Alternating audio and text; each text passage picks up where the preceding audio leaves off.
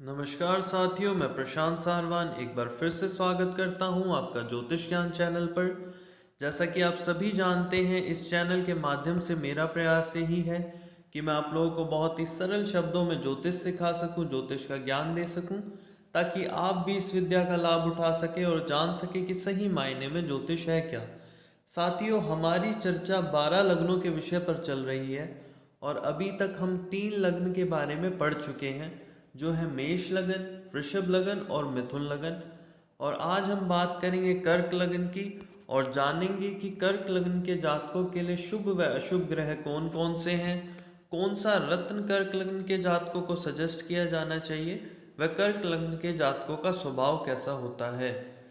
तो दोस्तों, मैं वीडियो को स्टार्ट करूं, अपनी क्लास स्टार्ट करूं, उससे पहले मैं आप लोगों से रिक्वेस्ट करता हूं, आप हमारे चैनल को सब्सक्राइब कर लें और बेल आइकन पर भी क्लिक कर लें, ताकि भविष्य में हमारी जितनी भी वीडियोस आने वाली है उसकी नोटिफिकेशन आपको मिल जाए और आसानी से आप हमारी वीडियोस का लाभ उठा सकें।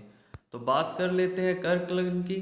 तो ये कर्क लगन इसलिए बना साथियों, आप देखेंगे कुंडली के प्रथम भाव में 4 नंबर लिखा है। 4 नंबर माने कर्क राशि, जो कि प्रथम भाव में है, तो इसलिए ये लग्न कर्क लगन बना। और 4 नंबर इसलिए यहाँ लिखा गया है, मैं आप लोगों को हर क्लास में बताता हूँ कि किसी भी जातक के जन्म के समय पूर्व दिशा में जो राशि उदय होती है उसे हम कुंडली के प्रथम भाव में रखते हैं और वही हमारा लग्न बनता है।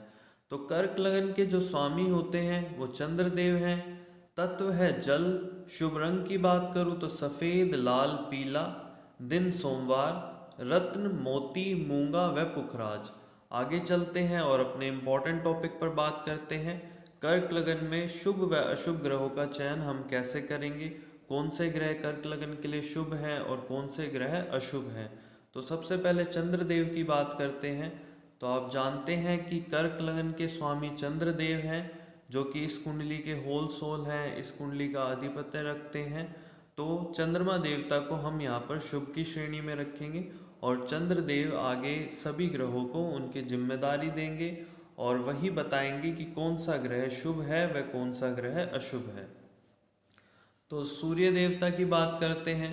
सूर्य देव की राशि दूसरे भाव में लिखी हुई है और मैंने आपको बताया है दूसरा, तीसरा और 11वां भाव ऐसा भाव होता है जो कहता है कि आप मेरी या तो दूसरी राशि को देखो या फिर लग्न के साथ, जो लग्न के स्वामी हैं उनसे मेरी मित्रता या शत्रुता का संबंध देखें। उसके बाद आप डिसाइड करें कि आप हमें शुभ की श्रेणी में रखेंगे या अशुभ की श्रेणी में। तो आप सभी जानते हैं, मैंने आपको मित्रता शत्रुता का चार्ट पढ़ाया था और मैंने बताया था कि चंद्रदेव सूर्य देवता को अपना अति मित्र मानते हैं, इसलिए चंद्र देवता सूर्य देव को शुभ की श्रेणी में यहाँ पर रखेंगे। बात करते हैं बुध देव की। तीसरे भाव में आप देखेंगे 6 नंबर लिखा हुआ है, माने कन्या राशि। कन्या राशि के स्वामी बनते हैं बुध देव। बुध देव के पास 2 राशियां हैं, एक तो कन्या और दूसरी मिथुन। अब देख लेते हैं मिथुन राशि कहाँ पर है। तो आप देखेंगे कि 12वें भाव में 3 नंबर लिखा हुआ है, जो कि मिथुन राशि है। तो यहाँ पर बुध देवता की एक राशि है बुरे भाव में और एक राशि ऐसे भाव में है जो कि अकॉर्डिंग टू सिचुएशन चेंज होता है। तो यहाँ पर चंद्रदेव बुध देवता को मारक की श्रेणी या फिर आप कह सकते हैं अशुभ की श्रेणी में रखेंगे। तो बुध देव इस लग्न कुंडली के लिए अशुभ ग्रह माने जाएंगे। आगे चलते हैं, शुक्र देव की बात करते हैं। यहाँ पर आप देखेंगे 4th हाउस में चौथे भाव में 7 नंबर लिखा हुआ है, माने कि तुला राशि। शुक्र देव के पास भी 2 राशियाँ होती है, वृषभ व तुला। अब देख लेते हैं वृषभ राशि कहाँ पर विराजमान है। तो आप देखेंगे कि 11वें भाव में 2 नंबर लिखा हुआ है, जो कि वृषभ राशि होती है। और मैंने बताया दूसरा, तीसरा, 11वां भाव अकॉर्डिंग टू सिचुएशन चेंज हो जाता है। तो एक राशि समभाव में है और एक राशि ऐसे भाव में है जिसका अपना खुद का कोई अस्तित्व नहीं है, वो अकॉर्डिंग टू सिचुएशन चेंज होता है। तो यहाँ पर चंद्र देवता ने शुक्र देव को समभाव का स्वामी बनाया है और इस लग्न कुंडली के लिए शुक्र देव समभाव के स्वामी माने जाएंगे और समफलदायक होंगे। आगे चलते हैं, पंचम भाव में हम देखेंगे 8 नंबर लिखा है वृश्चिक राशि, जिसके स्वामी होते हैं मंगल देव। मंगल देवता के पास भी 2 राशियां हैं, एक तो वृश्चिक राशि और दूसरी मेष राशि। तो आप देखेंगे मेष राशि 10वें भाव में है, जहाँ पर 1 नंबर लिखा हुआ है। तो एक राशि शुभ भाव में और एक राशि समभाव में। तो यहाँ पर चंद्रदेव मंगल देवता को शुभ की श्रेणी में रख रहे हैं, क्योंकि इनकी एक राशि शुभ भाव में है। आगे चलते हैं, 9 नंबर की बात करते हैं, माने धनु राशि, जो कि गुरुदेव की राशि है और छठे भाव में है। तो यहाँ पर गुरुदेव के पास 2 राशियाँ हैं, धनु और दूसरी राशि है मीन। तो आप देखेंगे कि मीन राशि नवम भाव में है, जो कि अत्यंत शुभ भाव है, और एक राशि उनकी बुरे भाव में है और एक राशि शुभ भाव में है। तो मैंने आप लोगों को पिछली क्लास में भी बताया था, जब कभी आप ऐसी सिचुएशन देखें तो आप ये फॉर्मूला लगाएं कि हमेशा बुराई पर अच्छाई की जीत होती है।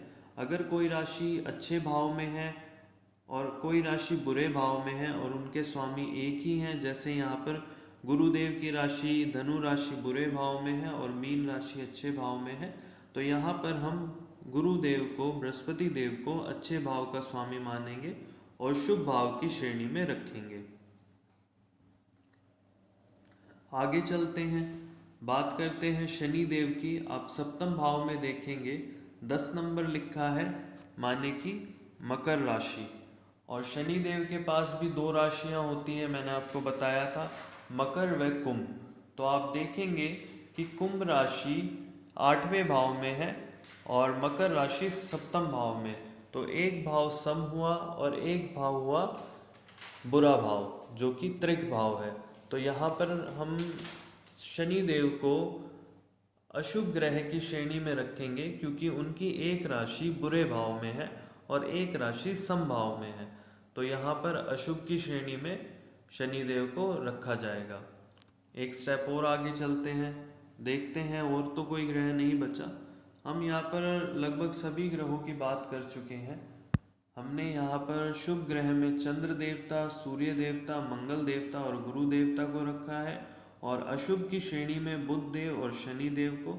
सम की बात करें तो शुक्र देव। राहु केतु की मैंने यहाँ बात नहीं करी है, मैं हर क्लास में आपको बताता हूँ। राहु केतु ऐसे ग्रह हैं, वो जिस भाव में बैठते हैं वो देखते हैं उस भाव का स्वामी किस भाव में है, उस भाव का स्वामी शुभ है या अशुभ है, कहीं पीड़ित तो नहीं है। इस हिसाब से राहु व केतु अपना फल देते हैं। तो यहाँ पर हम राहु केतु की बात नहीं करेंगे। एक स्टेप और आगे चलते हैं और गुणों की बात कर लेते हैं, या फिर आप स्वभाव कह सकते हैं।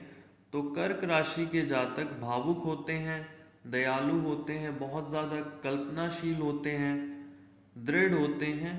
और नकारात्मक गुणों की बात करें तो इनके अंदर अत्यधिक बेचैनी रहती है, ये अपने डिसीजन पर अच्छे से टिक नहीं पाते, उदासीन होते हैं और थोड़े से निराशावादी भी होते हैं। तो साथियों, आशा करता हूँ आज का लेक्चर आप लोगों को अच्छा लगा होगा और जो मैंने समझाने की कोशिश करी आप लोगों को समझ में आ गया होगा। आपने हमारी वीडियो को लास्ट तक देखा, उसके लिए बहुत बहुत धन्यवाद। आप हमारी वीडियो को लाइक करें, शेयर करें और कमेंट करके बताएं कि वीडियो कैसी लगी है।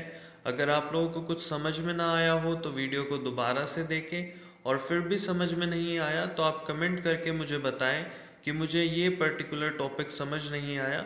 तो मैं कोशिश करूँगा आगे आने वाली वीडियो में उस टॉपिक को आप लोगों के लिए क्लियर कर दूँ।